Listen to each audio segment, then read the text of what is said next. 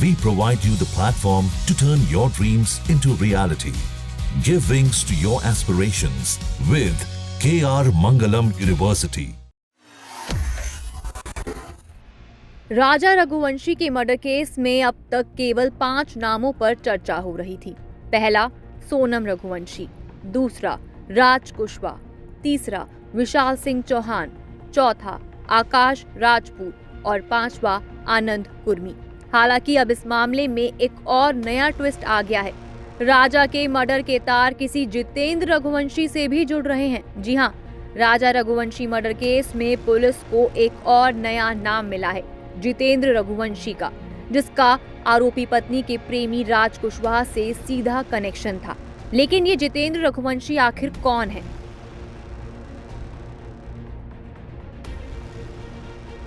सूत्रों के अनुसार आरोपी पत्नी का प्रेमी राज कुशवाहा किसी जितेंद्र रघुवंशी के साथ मिलकर हवाला का काम करता था।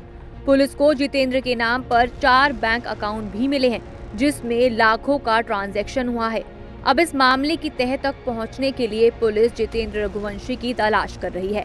आपको बता दें कि आरोपी पत्नी के बिजनेस का पूरा कामकाज राज कुशवाहा ही देखता था। खासकर पैसों के लेन देन का हिसाब राज कुशवाहा रखता था, जिसे लेकर राजा और उसकी पत्नी की अक्सर बात होती रहती थी। ऐसे में पुलिस को शक है कि आरोपी पत्नी ने राज के जरिए जितेंद्र को कुछ पैसे दिए हों और इसे हवाले के जरिए कहीं और भिजवाए हों। पुलिस को आशंका है कि आरोपी पत्नी के बिजनेस में से ही राज कुशवाहा ने 50,000 रुपए लेकर अपने दोस्तों को दिए थे, जिसे लेकर तीनों आरोपी शिलांग पहुंचे। बता दें कि जितेंद्र रघुवंशी का नाम सामने आने के बाद अब पुलिस के सामने भी कई सवाल हैं। पहला, क्या आरोपी पत्नी अपने प्रेमी राज कुशवाहा के जरिए हवाला का कारोबार भी करती थी? दूसरा, क्या आरोपी पत्नी ने कहीं और पैसे भिजवाने के लिए हवाला की मदद ली थी? तीसरा, क्या आरोपी पत्नी हवाला के जरिए पैसे भिजवाकर राजा के साथ कहीं और शिफ्ट होने का प्लान बना रही थी? चौथा, जितेंद्र रघुवंशी का राज कुशवाहा और आरोपी पत्नी से क्या कनेक्शन है? ये सवाल हैं जो अब सामने आए हैं और पुलिस इन सवालों के जवाब ढूंढ रही है।